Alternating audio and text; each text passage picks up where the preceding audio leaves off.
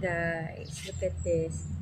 Ang daming bunga ng aking sili, chili. Oh, 1, 2, 3, 4, 5, 6. Saka red na red. Red na red na iba. Yung iba green. Dalawang variety siya. Meron siya. This one is the big one.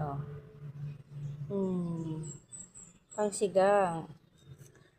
Ang lalaki. Pangsigang. Meron pa dito sa other side. Ang dami yan.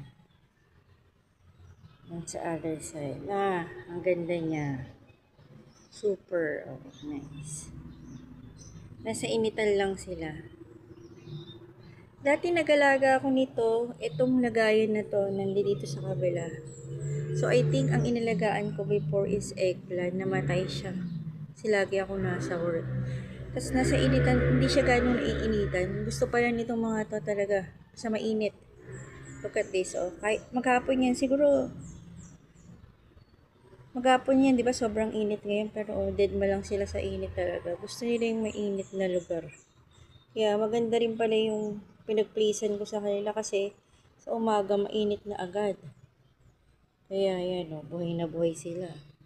Pag gusto nyong magtinola, pwede nyong ikat tong mga to.